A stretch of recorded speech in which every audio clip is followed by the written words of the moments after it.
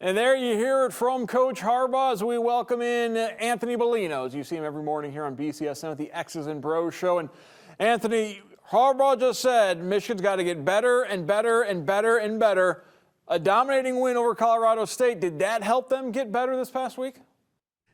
You know, Mark, I'm not really sure. As always, thank you for having me. You know, we look at Colorado State, we look at Hawaii this coming week, we look at UConn in week 3. I don't know what exactly, if you are Michigan, you're going to find out. I think that if you're Ohio State, you think a lot about what you find out against, going up against Notre Dame, a team that's a top 10 in the country, a team that you believe that you can at least find some assembly of, like, hey, where are we at? What are we doing? Where are we going? Against a team like Colorado State, I just don't know if you find that if you're Michigan, because you know that at the end of the day, if you go 5 wide, you're going to be able to out-athlete them at every single position on the field. I thought we saw that a lot on Saturday. Michigan just had the superior athletes. Now, they did win because I'm a Michigan fan, and folks, for those that are watching right now on BCSN, I am one of those that is aware of what happened when App State beat Michigan. I'm aware of what happened when App State beat Michigan, right? I cannot take any sort of group of 5 team for granted because I have been a victim of what happens when you take group of 5 teams for granted, right, Mark? But they did exactly what to Colorado State, what they are supposed to do, and that is win in convincing fashion, win in cover the spread, and do all the things necessary to where it looks like you are just a far superior match than the opposing team. They did what they are supposed to do, but I don't believe that you learn a whole lot from them in week 1. Let's talk about the eyeball test. You were there. Did that Michigan team look like what a top 10 team is supposed to look like, or was the talent disparity so great that it's still difficult to tell? Well, Mark, we don't talk before we do these things, so I'm wondering which direction you're going to take this. Because if you start talking about quarterbacks, I'm going to start to I don't want to put the cart in front of the proverbial horse, if you will. Defensively, however, we talked about this last week, Mark. We talked about a defense that believed that, okay, sure, they couldn't replace the individual production of a David Ojabo, of an Aiden Hutchinson, but collectively as a unit, as a whole, they would be able to do so.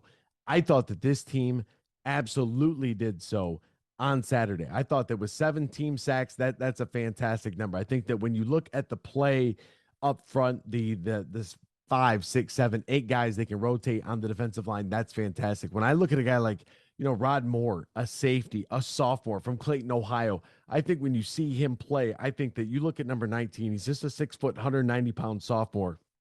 I think you look at that as a guy who could potentially be one of, if not the best safety under Jim Harbaugh, right? That says a lot, right? We're talking about Dax Hill. We're talking about Jabril Peppers. I'm talking about Rod Moore. That young man was all over the place. Junior Colson, he did exactly what I expected him to do. Mozzie Smith, best athlete defensively on the field, given his, his size, pound for pound, the best athlete out there. Mike Morrison, absolute monster in shoulder pads, 6'6", 290, like all of 6'6", 290. That's fine. Defensively, this team did exactly what they were supposed to and proved like, okay, yeah, when it comes down to it, like you could see them being a top 10 team in the country. Offensively, I just don't think Colorado State provided enough of a defensive challenge to Michigan's offense that it would make you believe that this team is a top 10 offense yet.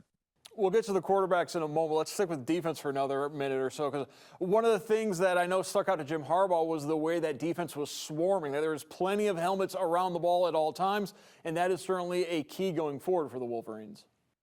I look at defense, and let's take this to our own backyard, right? Toledo Central Catholic. One of the things I like to point out on Friday nights is that when we had the opportunity on Game Day Nation to show a Central Catholic game, there's always Central Catholic jerseys all over the football, right? That is the way that they are coached to play.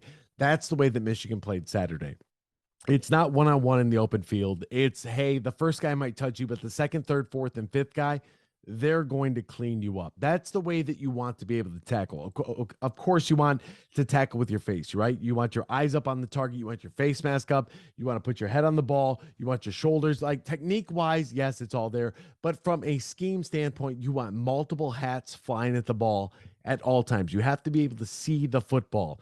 And that comes from, one, being able to establish a dominance on, at the line of scrimmage in the trenches. And 2, your back 7 has to be able to identify, diagnose, and be able to break down that play in a split second. Is this a run or a pass? Which direction is this going? Who has the football? Let's get to it. I thought Michigan did a very good job of that. I think the linebackers did a very good job of that. I thought their secondary really was running to the football with purpose. Don't just run there to jump on a pile. Run there to hit somebody. At the end of the day, it's a full contact sport, Mark. We got to put some hats on the football. We got to put some shoulder pads in somebody's chest. We got to make contact. We got to be aggressive. We have to play with violent aggression. That's what football is based on. That's what Michigan did on Saturday. It's a contact sport. Jim Harbaugh had some interesting comments about that in terms of quarterbacks, that he feels that quarterbacks perform a little bit better once they get that first hit, once they get those butterflies out of the way, which is why he likes to hit his quarterbacks in pregame warmups to try and get those initial hits out of the way. So let's talk about the quarterback play. We saw a Cade McNamara that perhaps was a little jittery, perhaps was maybe a little nervous, and Jim Harbaugh said it was a solid effort by Cade, but as a perfectionist, there are some throws Cade would want back. We saw J.J. McCarthy come into the game, provide a little instant offense. So is this what we saw last year, where Cade is the safer pick, but J.J.'s got the higher ceiling? Yeah, this is tough. And going into the season, okay, Cade's going to start game 1, JJ's going to start game 2. They're both going to play a little bit in both games. Let's be very open. Let's be very transparent with not only the players, but also with the fan base as well. On Saturday, there were chants of "We want JJ." It was very audible within the crowd. JJ McCarthy enters the game. People are going crazy. Very audible once again. These are things I'm paying attention to down there on the sidelines, right? I want to know, like, what's the temperature in the room that people want JJ.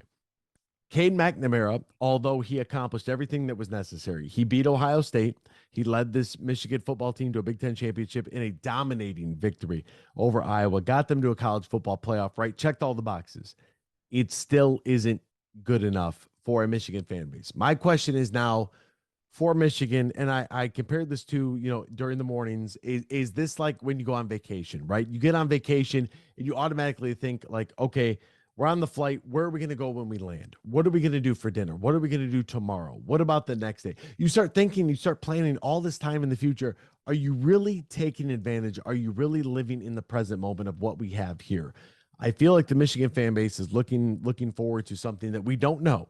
JJ is a far superior athlete. We do know that much. When he comes out this week against Hawaii, he is going to blow the door. Hawaii is a terrible, terrible Division I football team. They just are. They're awful. They're just, I don't know. I'm sorry. I hate to be this way. They're a god-awful football team. J.J. McCarthy is going to look like a Heisman Trophy candidate. That doesn't necessarily solve the problem, however, Michigan fans, because the following week, in week 3, you have UConn, also a god-awful football program. None of the questions are going to be answered until it actually becomes crunch time. Maybe that's Iowa. I don't even know if that's Iowa. Their defense outscored their offense in week 1, for God's sakes. So I'm not really sure exactly at what point do you find out which quarterback is the better option. Cade McNamara has done everything you've ever needed a quarterback at Michigan to do. He's checked all those boxes. J.J. McCarthy comes in. He gives you that 4-for-4 passing, the 50-plus yards running, the 20-yard touchdown scramble. Like, he gives you that element with his legs that Cade doesn't offer, and therefore it makes it very challenging for not only the Michigan fan base, but also the Michigan coaches. What are we going to do with this offense moving forward? Because we know with JJ, we can do a naked boot, and we can look completely different with one quarterback than we do with the other. What do we want to do going forward? What they have done is they've opened the door. JJ McCarthy, go take the job. You're the 5-star. Now is the time. This Saturday, 8 o'clock, BTN against Hawaii. Put on an offensive spectacle. I don't expect Michigan to punt one time in this game. They will score every single possession in this game. And if they don't, it's a failure. That's the way you have to look at Hawaii. We're scoring every possession. We're not going to punt. J.J. McCarthy's going to come in and look like a Heisman candidate. If he does that, then Michigan staff has done exactly what they've done. They've opened the door and they've allowed a young man to go ahead and take that starting position. So what you're saying is the best quarterback for Hawaii is probably still their head coach? Best quarterback for Hawaii might be Tywan Clark out of Central Catholic in Toledo. I'm telling, like, people don't believe me. I'm telling you, folks, that is a god awful. They are 131 of 131 in college football. They got blown out week 1. They got dominated by Western Kentucky in week 2. And the problem is that it creates a false sense of reality for what is a college football opponent for Michigan moving forward. I'm not worried about Hawaii. I'm not worried about Colorado State. I'm worried about what's going on in East Lansing. I'm worried about what's going on at Kinnick Stadium in Iowa. I'm worried about what's going on in Madison. And I'm most definitely worried about what's going on in Columbus, Ohio. Those are the teams that we need to be concerned about. What's Penn State doing? These are our premier opponents. Colorado State, Hawaii, Maryland, Rutgers. These teams don't teach us anything. And yet those games are on the schedule, and what Michigan has said is in order to get to the games that you are saying you care about, you do have to get through these games. You've got to basically self-evaluate and not necessarily say, well, how did we look against Hawaii? How did we look against what we expect ourselves to look against any other team? So it's really about self-scouting these next couple of games. Oh, 100%. You could not be more right, Mark Kuntz. That's exactly what it is. Every single play. What are we doing? How are we doing it? Why are we doing it? What are we trying to accomplish, right? And that's what Michigan staff is going to go through with every single snap. Did we hit the read that we wanted to hit in the pass game? Did we make sure that we hit all of our blocks downfield that we wanted to in the run game? How does our offense sort of assimilate? And what are we going to do at the quarterback position? How does JJ in the first half, however many snaps he gets, look versus Cade in the second half, however many snaps he gets, right? And that is the question that we have found ourselves in. I didn't necessarily like the fact that Cade McNamara, disclaimer, Michigan employee here. I don't like the fact that they trotted him out there for a post-game presser. Not a big fan of that. Really wish that it would have just been coaches. Maybe you throw Blake Corum in there for a player, but that's about it. I don't want to hear from them because it's too much of a tumultuous situation for these young men. Cade McNamara is a team captain. He knows that his job is on the line. He talked about it's an unusual situation. I thought I had my best camp ever. I thought I was in position. I've gone through this my whole career. It's not setting anyone up for the right circumstance. And I think what it has done is really pit the fan base against each other, right? So when I really look at things, I'm like, okay, what is the status of that position? How do we evaluate that this week, this past week, and next week going into week 4 when we start to enter Big Ten play? All right, thank you very much, Anthony Bellino, as the Michigan Wolverines prepare for their 69th night game taking on Hawaii this Saturday. Anthony, thank you very much. Mark, get yourself some teal. Pistons, go to the playoffs this year. Let's go.